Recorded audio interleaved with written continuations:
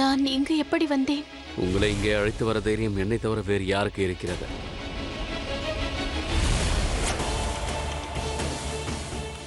என்னை தொடாதீர்கள்.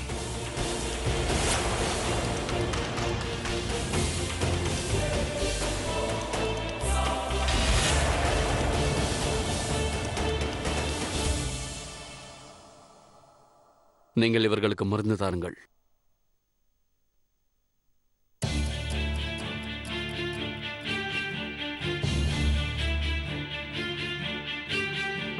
மோதி, என்ன நடந்தது என்று கூறு. நடக்கக்கூடாது என்று நினைத்து எதுவும் நடக்கவில்லையே. அது சரி, நான் கூற வேண்டுமா? இரவு உங்களுக்கும் ஷெஹன்ஷாக்கும் இடையே என்ன நடந்தது என்று? சரி, நடந்ததை நானே கூறுகிறேன். நான் உங்களுக்கு கூறுகிறேன் பேகம் ஜோதா. என்ன நடந்தது என்றால், நேற்று தாங்கள் ஜலாலிற்கு அனைத்து விதத்திலும் பேகம் ஆகி விட்டீர்கள்.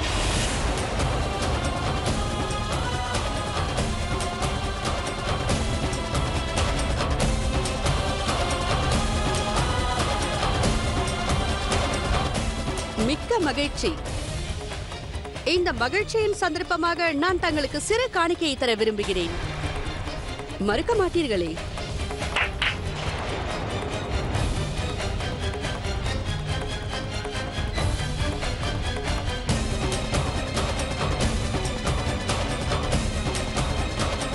எனக்கு மிகவும் சந்தோஷம் பேகம் ஜோதா. ஏனென்றால் ஜலாலிற்கு உங்கள் மீது இருக்கும் விருப்பம் குறையும். ஓய்வெடுத்துக் கொள்ளுங்கள், அது தங்களுக்கு முக்கியம்.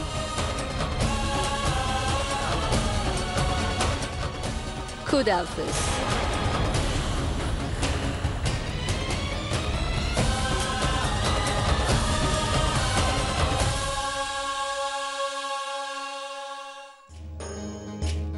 குதா அனுகிரகித்து விட்டார் ஹுசூர். இனி புயலை பற்றி நாம் கவலைப்பட தேவையில்லை. வானம் தெளிவாகிவிட்டது. எப்போது புறப்படலாம் என்று கட்டளையிடுங்கள் ஹுசூர். ஷெஹன்ஷா,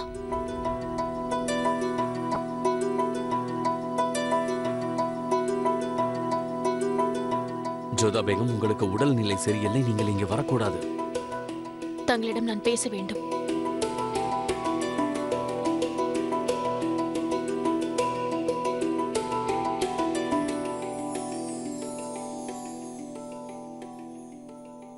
கூறுங்கள் ஜோதா பேகம்.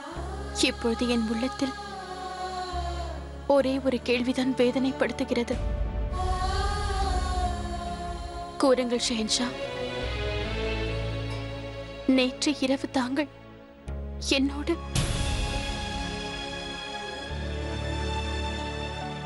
ஜோதா பேகம், நேற்று இரவு நடந்தது தவிர்க்க முடியாமல் நடந்தது. அதில் என் தவறு எதுவும் இல்லை.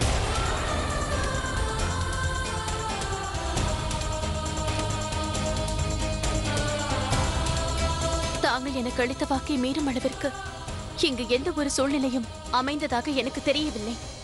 என்ன நடந்திருக்கும்? அப்படி நிலைமை கைமீறி போயிருந்தால் உடல் நலம் குன்றி நான் இறந்திருப்பேன், அவ்வளவுதானே? நிறுத்துங்கள் ஜோதா பேகம். ஒரு ஷெஹன்ஷா என்ன செய்ய வேண்டும், ஒரு கணவன் என்ன செய்ய வேண்டும் என்பதை நீங்கள் எனக்கு கூற வேண்டாம். உங்கள் உயிரை காப்பாற்ற வேண்டியது எனது கடமை. நான் எனது கடமையைத்தான் செய்தேன். கொடுத்த வாக்கை நிறைவேற்றுவதும் ஷெஹன்ஷாவிற்கு முக்கியமான கடமையாகும்.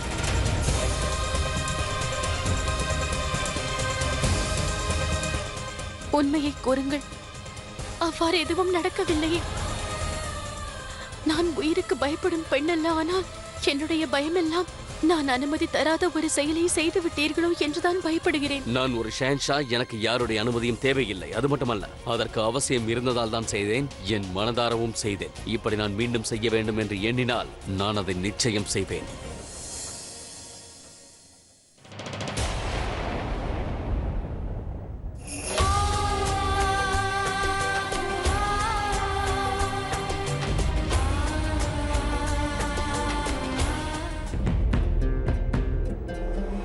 முகலாயர்களின் சேனை மீண்டும் ஆக்ரா நோக்கி புறப்பட்டது. ஆனால் ஜோதாவின் மனதிலோ என்ன அலைகள் ஓயாமல் வீசிக்கொண்டுதான் இருந்தது. முந்தைய தினம் நடந்த எதுவும் அவருக்கு நினைவில் இல்லை. அன்றிரவு ஏதும் நடந்திருக்க கூடாது என்று ஜோதா பேகம் தைரியப்படுத்திக் கொண்டிருந்தாள். மனிதனால் நடந்து முடிந்த எதையும் மாற்ற இயலாது என்பதை ஜோதாவின் மனம் அக்கணம் ஏற்க மறுத்தது.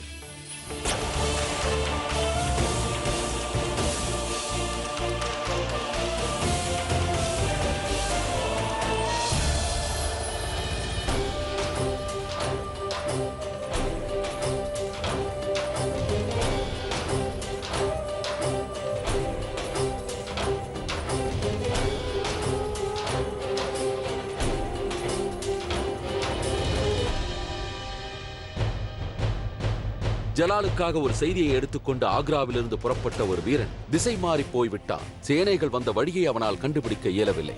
சரி, ஜலாலுக்கு வந்த அந்த முக்கியமான செய்தி என்னவாக இருக்கும்? அது என்னவென்பது ஜலால் ஆக்ரா சென்று அடைந்த பிறகே தெரிய வரும்.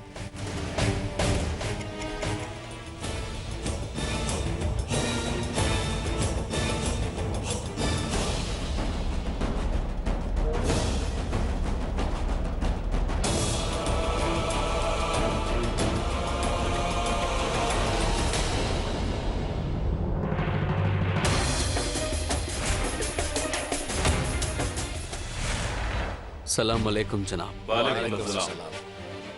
ஒரு ஷஹன்ஷா வரும்போது வரவேற்பு தர வேண்டுமே தவிர அவரது பாதையை மறைக்க கூடாது. உங்கள் அனைவரையும் ஒன்றாக பார்க்கும்பொழுது ஏதோ காரணம் இருப்பது போல் தோன்றுகிறது. தடுக்க வேண்டிய அளவிற்கு பெரிய காரணம். பிரஜைகளும் மத குருக்களும் மதத்தையும் மத தர்மத்தையும் ஷெஹன்ஷா அவர்கள் காப்பார்கள் என்று எதிர்பார்ப்பார்கள்.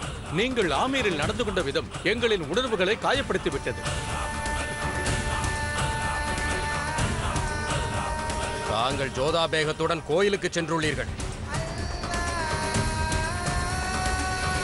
அது மட்டுமல்ல, நமது மதத்தை இழிவுபடுத்தும் விதமாக கோவிலில் தலை வணங்கி இருக்கிறீர்கள். அவர்களின் முறைப்படி வணங்கி உள்ளீர்கள். இது நம் மதத்தை தாங்கள் இழிவுபடுத்திய செயலாகும்.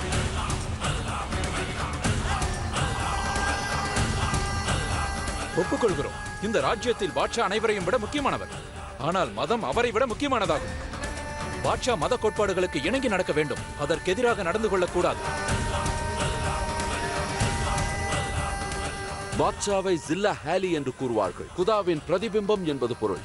நமது மதத்தை இழிவுபடுத்தும் வகையில் பாட்ஷாவே நடந்து கொண்டால் நாட்டை ஆளும் தகுதியை இழந்துவிட்டார் என்பதுதான் அதன் பொருள். அதுதான் உண்மை.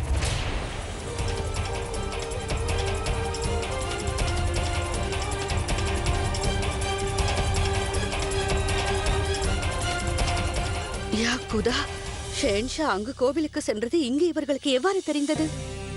நீங்கள் கேட்கும் அனைத்து கேள்விகளுக்கும் என்னிடம் பதில் உள்ளது. ஜலால், நான் பேசுவதற்கு அனுமதி கொடு.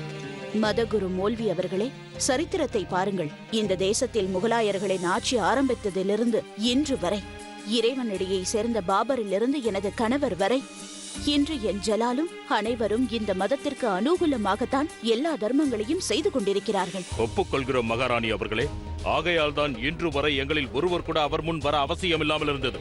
ஆனால் இம்முறை இவர் செய்த தவறு இருக்கிறதே, இதை எவ்வாறு கண்டுகொள்ளாமல் இருக்க முடியும்? தாங்களே கூறுங்கள். இதனால் நாங்கள் மட்டுமல்ல, பிரஜைகளும் அதிருப்தி அடைந்துள்ளார்கள். அது மட்டுமல்லாமல் அந்த குதாவிற்கும் நாங்கள் பதில் சொல்லியாக வேண்டும். ஆகையால் ஷெஹன்ஷா தன்னுடைய மாளிகை வரை செல்ல வேண்டும் என்றால் எங்களுடைய பிணங்கள் மீதுதான் நடந்து செல்ல வேண்டும்.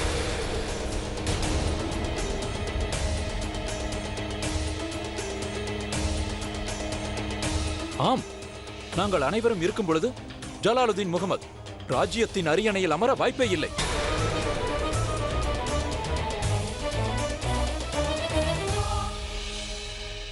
மன்னித்து விடுங்கள். ஷெஹன்ஷா எதற்காக அரியணையில் அமரக்கூடாது? நான் கேட்க விரும்புவது என்னவென்றால், ஷெஹன்ஷாவை அரியணையில் அமர விடாமல் தடுப்பது யார்? மகம் ஹாங்கா, இந்த விஷயத்தில் தலையிட தங்களுக்கு எந்தவித உரிமையும் இல்லை. ஏன் இல்லை? எனக்கு உரிமை இருக்கிறது. நானும் கூட தாங்கள் எந்த மதத்தை பற்றி பேசுகிறீர்களோ அந்த மதத்தை சேர்ந்தவள்தான். என் கருத்தை தெரிவிப்பதற்கு எனக்கு முழு உரிமை இருக்கிறது. நீங்கள் அனைவரும் ஞானிகள், விஷயம் தெரிந்தவர்கள், தர்மப்படி நடப்பவர்கள், நம் மதத்திற்காக பாடுபடும் தீர்க்க தரிசிகள். உங்கள் பணி வழிகாட்டியாக இருக்க வேண்டுமே தவிர இவ்வாறு அரசரின் வழியை மறிப்பதல்ல. உங்கள் பணி மதத்தை பேணி காப்பதற்காகவே தவிர புரட்சி செய்ய அல்ல. நீங்கள் அனைவரும் ஷெஹன்ஷாவை உங்களில் ஒருவராக நினைக்காததால் தான் இவ்வாறு அவரை வழிமறித்து இப்படியெல்லாம் நடந்து கொள்கிறீர்கள். எந்த ஒரு விஷயத்திலும் இவ்வாறு அபிப்பிராய பேதங்கள் இருக்குமானால் அதை பேசித்தான் தீர்க்க வேண்டும், இவ்வாறு புரட்சி செய்து அல்ல. உங்களின் பேச்சு மூச்சும் எங்களுக்கு வேத வாக்கு. ஆனால் பிரஜைகள் அனைவரும் ஷெஹன்ஷாவை அந்த குதாவின் பிரதிபிம்பமாகத்தான் இன்று வரை நினைக்கிறார்கள். நம் மதத்தையோ குதாவின் ஸ்தானத்தையோ ஷெஹன்ஷா இன்று வரை இழிவுபடுத்துமாறு நடந்து கொண்டிருக்கிறாரா என்று கேட்கிறேன். ஷெஹன்ஷாவிற்கு நம் மதத்தின் மீது எவ்வளவு நம்பிக்கை இருக்கிறது என்று நாங்கள் அனைவரும் அறிவோம். ஷெஹன்ஷா என்றால் குதாவிற்கு பிரதிபிம்பம் மட்டும்தான். அவர் தெய்வ பிறவி அல்ல.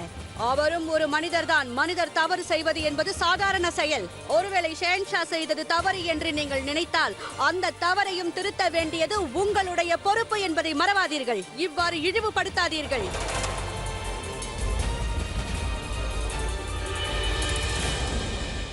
இவ்வாறு நீங்கள் பிடிவாதம் பிடித்து தண்டிக்க நினைப்பதால் மத காப்பாளர்களான தாங்கள் ஷெஹன்ஷாவிற்கும் மக்களுக்கும் தூரமாக நிற்கிறீர்கள் என்பதை மறவாதீர்கள். நீங்கள் அனைவரும் ஒன்றை மறந்துவிட்டீர்கள். அதை நான் நினைவுபடுத்துகிறேன். ஷெஹன்ஷா இருந்தால்தான் நாம் அனைவரும் இருக்க முடியும். ஹிந்துஸ்தானில் முகலாயர்களின் ஆட்சி பரவியதற்கு காரணம் மதம் அல்ல, ஷெஹன்ஷாவின் பராக்கிரமத்தால் தான் நம்முடைய கொடி சுதந்திரமாக பறக்கிறது.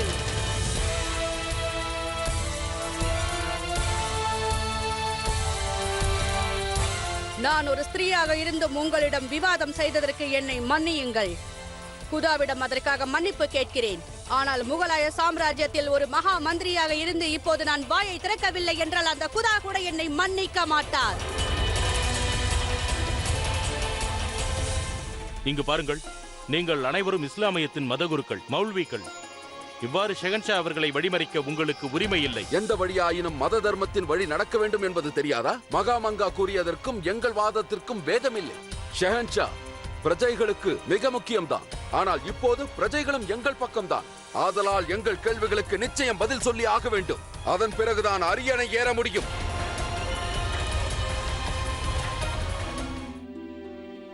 யா அல்லாஹ், என்ன நடக்கும் என்றே தெரியவில்லையே. ஜலாலுக்கு எனது தகவல் எட்டியதா இல்லையா என்று தெரியவில்லை. அதோடு மோல்வியும் முல்லம்மாவும் என்ன செய்ய போகிறார்கள் எனக்கு ஒன்றுமே புரியவில்லையே.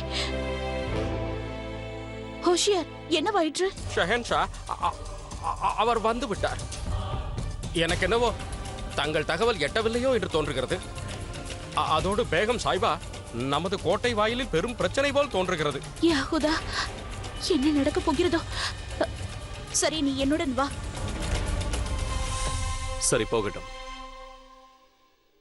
நானே பதில் கூறுகிறேன். ஒரு உண்மையான இஸ்லாமியர் எப்படி இருக்க வேண்டும் என்று தாங்கள் தான் எனக்கு கற்றுக் கொடுத்தீர்கள். இப்போதும் நான் குர்ஆனை என் உயிர் மூச்சாக கொண்டிருக்கிறேன். தினமும் நான் 5 முறை நமாஸ் செய்கிறேன், தான தர்மங்கள் செய்கிறேன். புனித குர்ஆனில் இருக்கும் ஒவ்வொரு வார்த்தைகளும் என் மனதில் இருக்கின்றது. இதுவரை பாட்ஷாவாக நான் செய்த அனைத்தையும் மத கொள்கைக்கு உட்பட்டு தான் செய்தேன். அதை நீங்கள் மறுக்கிறீர்களா? மத கொள்கைகளுக்கு உட்பட்டு செய்தேன் என்று கூறிய தாங்கள் மத கோட்பாட்டையே மறந்து விட்டீர்கள். உருவ வழிபாடு நம் மதத்திற்கு எதிரானது. நாம் பிற மத சடங்குகளை செய்வது பெரும் குற்றமாகும். ஆகவே தாங்கள் குற்றம் செய்துள்ளீர்கள். கோயிலுக்குள் சென்றது குற்றம்தான். அங்கு சிலை முன்பு தலை வணங்கியதும் குற்றமாகும்.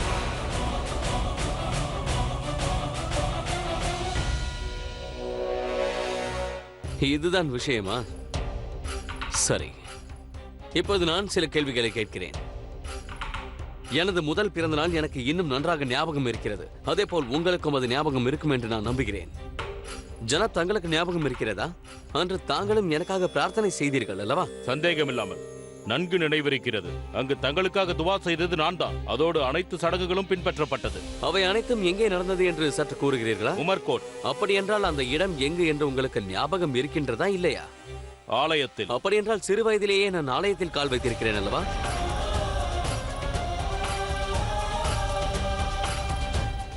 இவர் எனக்காக பிரார்த்தனை செய்த இடம் ஒரு இந்துக்களின் ஆலயம். நான் செய்தது குற்றம் என்றால் அதற்கு காரணம் நீங்கள் தான். ஏனென்றால் நீங்கள் தான் கோவிலில் எனக்கு துவா செய்தீர்கள். ஜனாப், பிரார்த்தனை இடம் சம்பந்தப்பட்டது அல்ல, அது மனதோடு சம்பந்தப்பட்ட விஷயம்.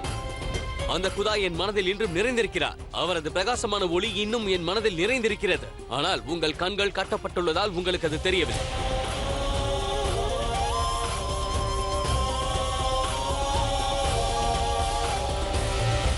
இனி நீங்கள் என்னை அனுமதிக்கும் பட்சத்தில் நான் உள்ளே செல்கிறேன். வெள்ளை மனம் கொண்டவர் தாங்கள். இருப்பினும் தாங்கள் செய்தது தவறுதான். அந்த தவறை திருத்திக் கொள்ள தாங்கள் ஒரு காரியம் செய்தாக வேண்டும். எது எப்படி இருந்தாலும் நடந்ததற்கு காரணம் பேகம் ஜோதா தானே?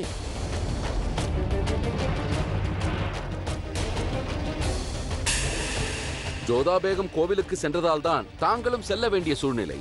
ஆகையால் தாங்கள் ஜோதா பேகத்தை இஸ்லாத்திற்கு மாற்றுவதுதான் ஒரே தீர்வு.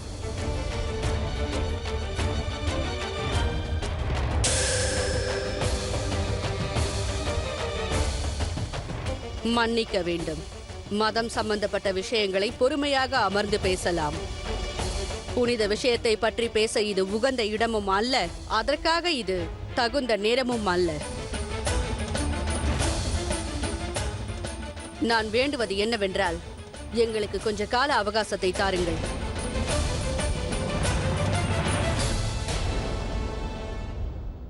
பெரியம்மா அவர்கள் கூறியது சரிதான்.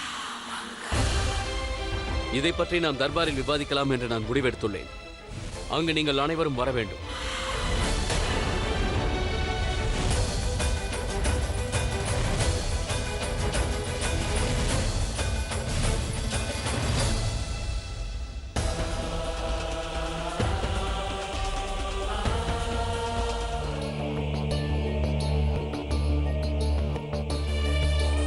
மறுபடியும் என்ன புது புயலை அழைத்து வந்திருக்கிறாய் அதஹாம்? புயலை உருவாக்கியவரே தாங்கள் தான் தாயே. எனக்கு ஒரு வாய்ப்பு வந்தது. ஒட்டுமொத்த முகலாய சமுதாயமே ஜலாலுக்கு எதிராக இருந்தது. ஜலால் ஏறும் அரியணையை பறித்துக் கொள்ள ஒரு அருமையான சந்தர்ப்பம் எனக்கு கிடைத்தது. என்னுடைய லட்சியமே நிறைவேறி இருக்கும் தாயே. அந்த அரிய வாய்ப்பினை தட்டி கழித்து விட்டீர்களே. தாங்கள் எதற்காக ஜலாலுக்காக பரிந்து பேசினீர்கள் தாயே? தங்களுக்கு நான் பாட்சா ஆகுவதில் விருப்பமே இல்லை. உன்னை அரியணையில் அமர்த்தி பார்க்க வேண்டும் என்ற ஆசை எனக்கு இருக்கிறது அதஹாம். என்னுடைய இந்த மகனை நான் எவ்வளவு நேசிக்கிறேன் என்று அந்த குதா அறிவார். ஜலாலின் மீதும் எனக்கு இருக்கும் பாசம் குறைந்தது அல்ல. அதஹாம், முகலாய சாம்ராஜ்யத்தின் அரியணையில் நீ அமர வேண்டும் என்று நான் ஆசைப்பட்டுக் கொண்டிருக்கிறேன். ஆனால் இந்த கனவை உண்மையில் நிஜமாக்குவதற்கு ஜலாலை இறக்கிவிட்டு உன்னை அமர்த்த வேண்டும் என்று எனக்கு விருப்பம் இல்லை. நீ ஒன்றை மறந்து விட்டாய், ஆனால் நான் அதை மறக்கவில்லை. இன்று நீயும் நானும் இப்படி இருப்பதற்கு காரணம் ஜலால் மட்டும்தான். நீ சுபேதரராகவும் நான் மகா மந்திரியாகவும் ஆனதற்கு ஜலாலின் கருணை மட்டுமே காரணம். இல்லை என்றால் நீயும் நானும் ஒரு அடிமையாகவோ வேலைக்காரனாகவோ இருக்க வேண்டியதுதான். உன்னால் கூற முடியுமா அதஹாம், ஜலாலை அரியணையில் விட்டு இறக்கிய பிறகு மக்கள் உன்னை அரியணையில் ஏற்ற சம்மதிப்பார்களா? அதஹாம், பாட்ஷா ஆகும் கனவை காணாதே, நிறுத்திவிடு. பாட்ஷா ஆகும் கனவை கண்டால் நம்மால் பாட்ஷா ஆக முடியும் என்றால் அனைவரும் அக்கனவை காண்பார்கள். ஒரு பாட்ஷா ஆக வேண்டும் என்றால் பாட்ஷாவிற்குரிய தகுதி வேண்டும். முதலில் உன் திறமையை நிரூபித்து காட்டு. என் மகன் ஜலாலை விட தகுதியானவன் என்று நான் கூறும்படி செய்யாதஹாம். உன்னால் கோபத்தை மட்டுமே வெளிப்படுத்த முடியும். உன்னால் கனவு காண மட்டுமே முடியுமே தவிர வேறு எதுவும் செய்ய முடியும்.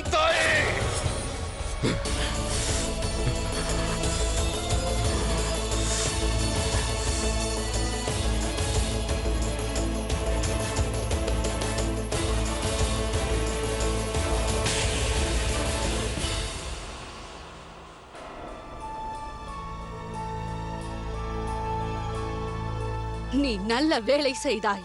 உன் கைகளையும் கோபத்தையும் நீ அடக்கிக் கொண்டாய். நான் உனது தாய் என்பதை நீ மறந்து விட்டாய் என்று நினைக்கிறேன். ஒரு விஷயத்தை நினைவில் வைத்துக்கொள். நான் ஜலாலின் பெரியம்மா என்பதை அவர் இதுவரை மறக்கவும் இல்லை, இனியும் மறக்க மாட்டார். ஜலாலிற்கு நான் பெரியம்மா மட்டும்தான். ஆனால் உனக்கோ உன்னை பெற்றெடுத்த தாய். ஒரு விஷயத்தை நன்றாக கேட்டுக்கொள். நான் உனக்கு ஒருபுறம் தாயாக இருந்தாலும் இந்த முகலாய சாம்ராஜ்யத்தின் மகா மந்திரியாவேன். நீ இன்னொரு முறை இந்த தவறை செய்வதற்கு முன் நன்கு ஒரு முறை யோசித்துக் கொள்ளாதஹாம். ஏனென்றால் ஜலாலிற்கு இது தெரிந்து விட்டால் பிறகு நானே நினைத்தாலும் உன்னுடைய உயிரை காப்பாற்ற முடியாது. இதைத்தான் நான் உனக்கு கற்றுக் கொடுத்தேனா? தாயை பார்த்து கையை ஓங்குகிறாய். மதி இழந்ததோடு நடத்தையும் மறந்து விட்டாயா? இப்போது என் கண் முன்பு நிற்காமல் சென்றுவிடு.